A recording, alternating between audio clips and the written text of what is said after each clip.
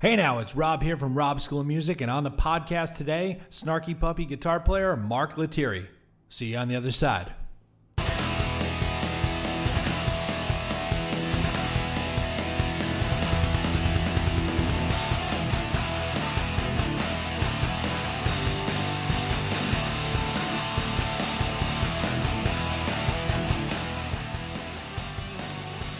All right, everyone, welcome to the Rob's School of Music podcast. As always, my name is Rob, your host, and today we are going to be featuring the incredible Mark Lettieri.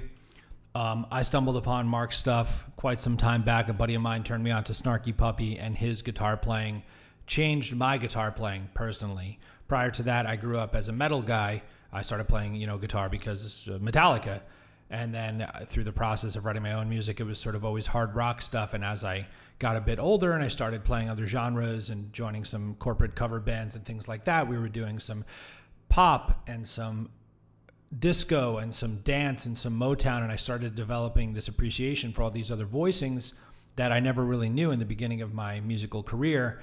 And then further down the road, this rhythmic percussive playing of guys like Mark or Corey Wong or so many other greats out there really affected the way I play as a player today. So this is a really special interview for me. I was actually fortunate enough to get to meet Mark briefly in person at the PRS booth back in January at the NAMM show. So I was actually really excited to be able to further our conversation through the interview last night. Unfortunately, technology was not working on our side. And generally what we do is I do an Instagram live every Wednesday, 6 p.m. Eastern time. Tune in every Wednesday with various artists. And then I take the audio from that interview and I attach it to this podcast so you guys can hear more of what goes on. Well, unfortunately, last night when we were taping this, we had some Wi-Fi and cellular issues. And we kept getting interrupted over the course of our conversation. So the flow wasn't what I usually would want to put out on something like this. So I said, you know what, it's fine. I'm not going to be able to have the podcast with Mark, but we had the cool conversation and those who tuned in enjoyed it. Well, after we finished, he sent me a text message and wanted to continue talking. So I had this crazy idea. Would he want to jump in on one of our Zoom band classes? We're taping this during the COVID-19 pandemic, so all of our lessons have moved online, and we do our band classes online where we discuss songwriting and everyone records their songs separately when we put them together. So I Zoom bombed the band class with Mark Lettieri, and these kids lost their mind. So what I'm going to play for you today in the podcast is the actual Zoom call where Mark jumped in, and each one of the students within our band class got to ask him a personalized question and have an answer in real time, which was absolutely incredible. These kids were writing me still to today. The parents, everyone is just blown away by this opportunity. So thank you, Mark, for that. Thank you for everything.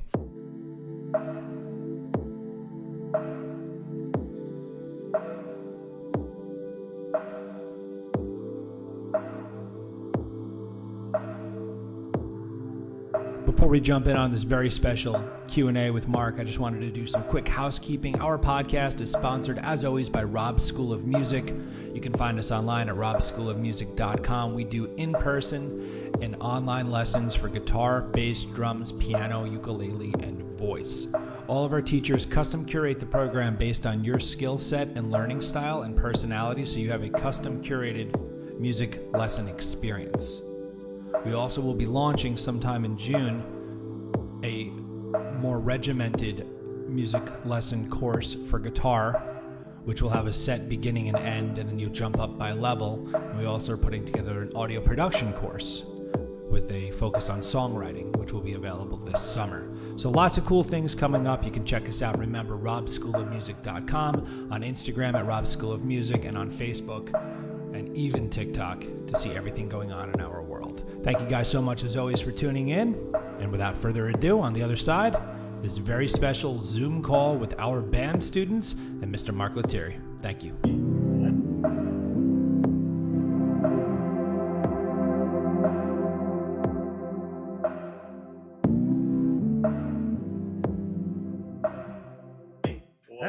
So what this is we would have And thank you so much for jumping on here. This is really cool for everyone here, man. Yeah, sure, man. Absolutely. So we had on Wednesday nights, we had a band program where we would kind of put students together into different bands and then ultimately book them gigs and just kind of teach them the ins and outs of, inter-band dynamics, try not to date a bandmate, all that kind of stuff. Don't Fleetwood Mac yourself. Yeah, says the guy who dates my singer for like 7 years, but yeah. Wow. But we were dating before we did music, so I think that makes it better. I'm not sure. Ask her. I think so. Yeah. So maybe you guys, can we go around and you each want to ask him a question about music or something? Let's try that. And then we'll just, yeah, I like that. All right. Cool. AJ, right. You're up first. AJ, here we go. Question.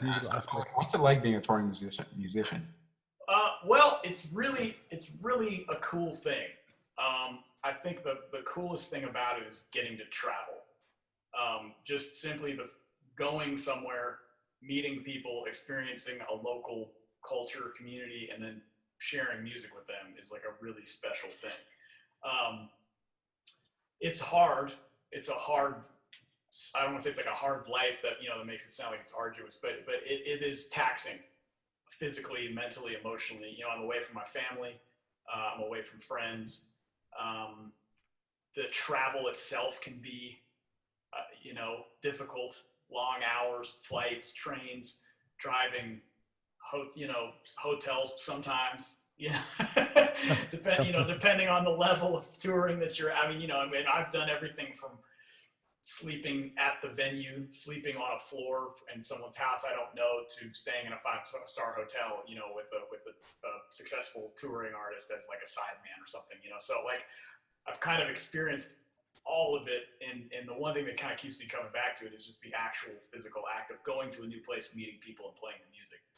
So, it's a balance, especially if you've got a family or, other things like that. You work to kind of just keep everything in order, So, but I'm blessed to do it, man. It's kind of an interesting existence. That's awesome, man. Yeah.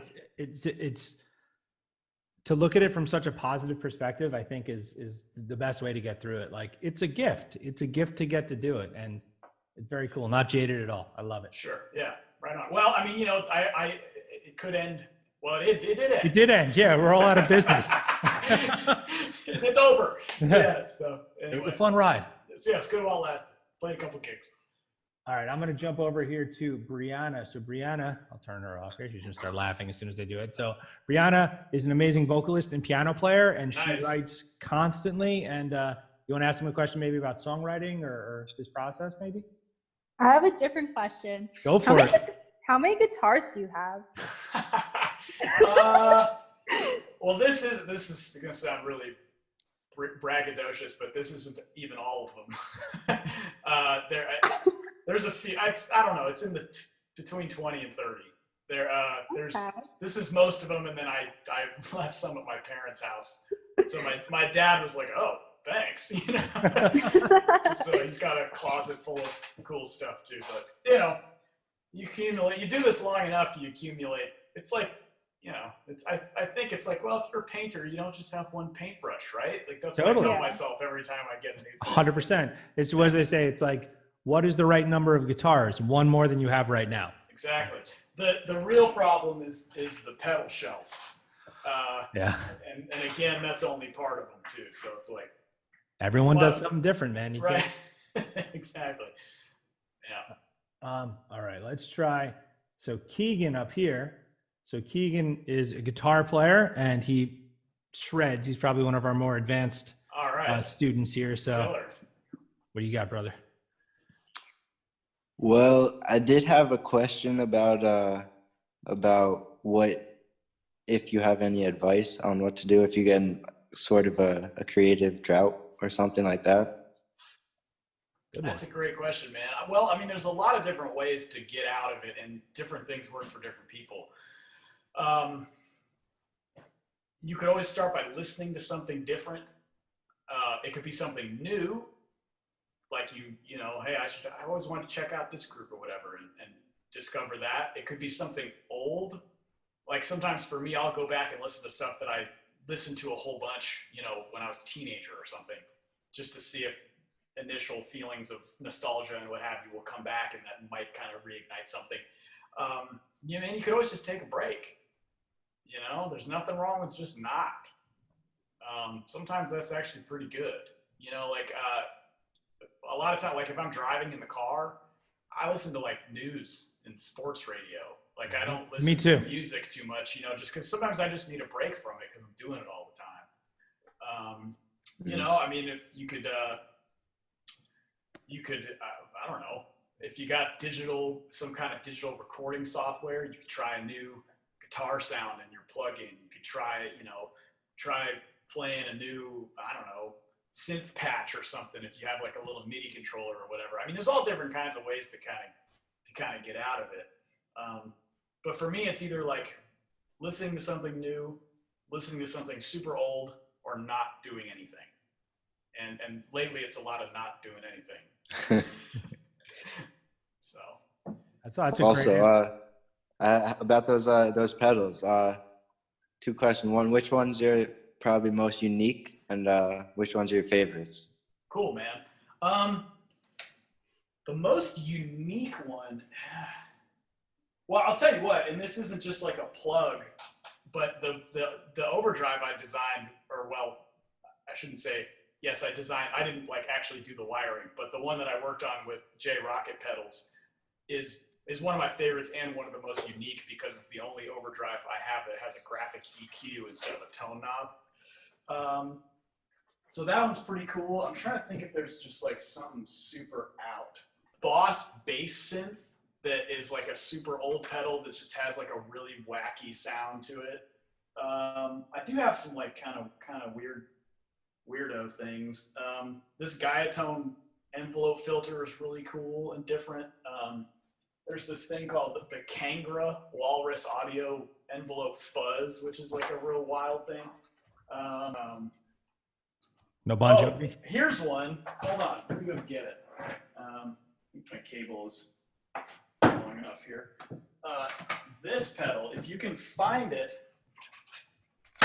online, I don't even know if this guy makes them anymore. It's an NTN Sound. Take a screenshot. OTC1G analog octave generator. It's an octave up and an analog octave down. So it's like you can get that Band of Gypsies Hendrix Fuzz thing and like a sort of Boss OC2 thing.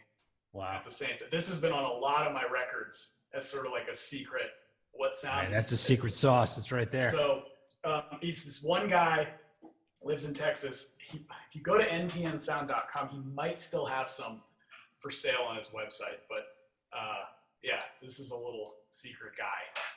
As I write it down. Yeah. Well, hey, I hope you all buy him because, you know, it'd be great to support. He's a local dude, you know. So anyway, but that's a fun one. Awesome. There you go. Yeah. Yeah, we actually, Jared Sharp on June 10th is the guy who made the Kangra pedal, guys. So, oh yeah, right. It's Jared's pedal. Yeah, that's a fun pedal. It's cool. All right, Dylan, you got a question up here, dude? I mean, sure. I guess I have a question. All right, this is only somewhat important, but so last year in jazz band, I had played the song "Gone Under" by yeah.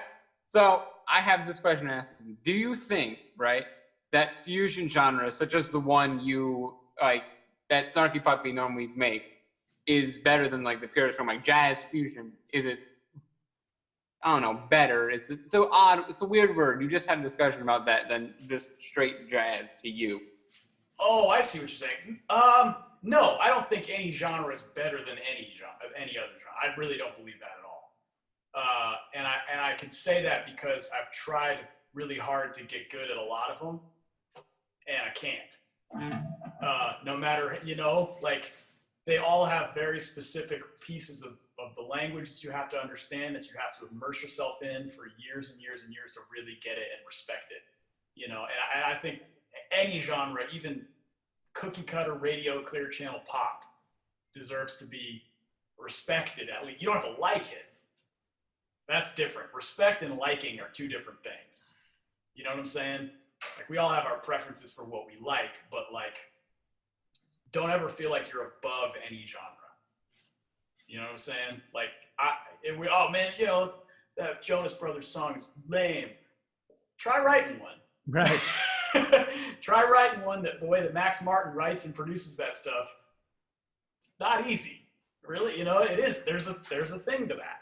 So I definitely don't think that what Snarky Puppy does is better than any sort of pure form of jazz. But that's a really good question. It's a very good question. I think it's awesome that our high school around here is playing Snarky Puppy songs. I think that's awesome too.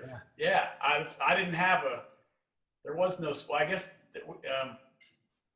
in my jazz band, we played big band charts, which was killer. I had a great time doing all that. I remember it was probably like 2 years ago, the first student came in with, a piece for jazz band. I'm like, that can't be right. And they're like, yeah, that's what we do. I'm like, okay. Go Suffern High School.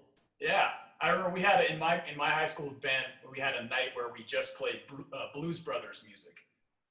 That's cool. That was good. Yeah, so that was cool. They spread it out around a little bit in between the Count Basie and all that other stuff. Yeah. So. All right, let's grab. Cool, man. Johnny, too. You got a question? You got a split for bedtime? Oh man, I got to be out the door by let's see, in about 7 hours. Oh boy. Well, no pressure. Questions? Hey, what do you think about Rush? Yeah, man. You know what? I'll tell you this. I definitely regret not seeing them live. Oh, they were one of those bands where I was like, oh yeah, they'll, I missed them. They'll come back, and then now it's not happening anymore. So. I know. It's gone. But they're one of those bands that there's a lot of bands like them that I really respect, like King's X. Like progressive rock bands that only do what they want to do. Yeah. Right. If they get on the radio. What'd you say? No matter what the public opinion. Yeah, and that's really hard to do. Really hard to do. It's hard to do and be successful. Sure. Yeah. Yeah. Rush figured it out, man. They started their cult, and everyone joined. So good. It's almost like Fish in a way or something. Like, totally different musically, but you've got these diehard fans that will always show up. They will always get the records. They will always talk about Alex Lifeson's PRS versus his double neck ES 175. You know what I mean? The PRS. The PRS wins. Maybe. I always was sort of partial to their synth kind of stuff, but I would definitely like to dig into the old school. They had kind of a Zeppelin thing when they first started. Yeah, if you go to the very beginning, it's a different band, and then it just got more proggy and more themselves. I like Subdivisions is one of my favorite one of their songs. I just think it's such a cool vibe with the synth stuff. We got a Nord keyboard here at the school, and our keyboard teacher, the first thing he did, because he programmed, he's like, hold on, and he starts playing it. I'm like, yes. That's awesome. Yeah, man. Great tune. Yeah. Awesome. Well, I don't know, KK, you got a question, or are you just going to listen over here? I don't know if she's there. I just see this There's one. someone whose avatar is sort of a distorted dog. Yes, cool. yes. I like that. That's you. Do you have anything you want to ask? Or you're just listening? I'll ask a question. All right, you're up. Okay, if you can go on open for a show for any artist, who would you do? Oh, that's a cool question. Man, I think if I was doing my solo material, which is kind of guitar-based instrumental music of the sort of rock, funk, fusion variety, I would love to open for Toto on a tour. Yeah, I think that would be really fun, and I think it would be really fun to open for Joe Satriani, because he was like a childhood hero of mine. I think that would be really fun. But at this point, I'll play with anybody. Yeah, I'll open for who. You got a gig? I'll open for you. Let's go. Come on, rock and roll. I just started reading the Steve Lukather's book. It's very funny. Yeah, very good book. Yeah. And then when I was out at NAMM, Satriani was staying in my hotel, and I stumbled home very late. It was like a hotel in West Hollywood the Wednesday before the show started. And I'm walking into the hotel, and I see a guy with a guitar case, and I do a double take, and I'm like, not completely coherent, but I'm like, Joe Satriani? And he's like, hey man, and he goes to shake my hand back when that was okay, Right. And I'm like, do you need help with your luggage? And he's like, all right. And I carried his luggage to the front desk. Not the Great. guitar, but like his bag. So I was like, all right. Awesome. Crazy. Bucket list. Right? Yeah. That's like, I'm good. That's cool, man. Awesome. Well, I think we got everyone. I saw that. Somebody turned into a different person. Charlie Yeah. turned into, Taylor, you in there? That's our singer. Yeah. Taylor showed up to the band practice 15 minutes afterwards. All right, so we have a legendary guitarist, Mark Lettieri here chatting with us. Do you have a quick question before he goes? How did your experience change as you were like, as you started out? Did it get a little bit less like frightening being in the big scene, or did it just sort of like always like excite you, like the constant like going to this place and like the uncertainty of like getting new gigs and all of that? Like, how did that work out? Yeah, well, I mean, I'll tell you what, there is a lot of, it's a different thing every time. You know, every gig has different parameters, that has a different emotional weight to it. There's different financial weight to it. You know, I mean, every opportunity is different and definitely like a learning experience. I think like the busier I got, you know, the more I think you know, you learn how to manage your time. You learn how to keep a schedule. You learn how to not, you know, you learn how to be reliable. Because the thing about this business is if you're technically self-employed, so you can be as busy as you can handle. You know what I'm saying? Like, depending on how much work you have or how much work you don't have, even if it's a slow time, you can still be doing stuff. You can still be practicing, you can still be writing music, you can still be, you know, whatever, recording at your house or something. So it's really like it's almost like a 24-hour kind of thing. But having said that, like I try to find excitement in every little thing, even if it's something I've done a million times. That's cool. Like even if it's like a regular gig, whatever that may be for anyone, there's always something. Nothing is the same twice ever. So that's always been kind of a cool perspective. Just because I've hopefully learned to never take it for granted, because, you know, essentially I'm getting to make a living doing a passion, which is important. And it's not many people get to do that. So if you're able to kind of keep that focus, everything will maintain its excitement level, you know. But in the early years, like right out of college or whatever, I was just going everywhere, going to all the clubs and all the jam sessions and staying out all night with all the friends and, you know, not being crazy or anything, but just like being a part of the whole scene and taking as many gigs as like the busier I could get, the happier I was. You know, it's like, oh, I got 3 gigs today. How the hell am I going to do that? I don't know, but I'm going to do it, you know? So, yeah. That's awesome. Dude, these are great answers. Well, they're great questions. Yeah. Thank you, Instagram, for crapping out earlier. So right. Yeah. Hey, turns out. So, well, very cool, dudes and dudettes. All right, guys, I'm gonna close it out for everyone. But thank you so much, dude, and you guys keep up practicing the good work. Keep posting your stuff on social media. Let's track our growth and such, and follow Mark on all his channels because he shreds and he's funky as a mother. So watch out. Thanks, man. Good night, everyone. Bye, guys. Good night. See you later.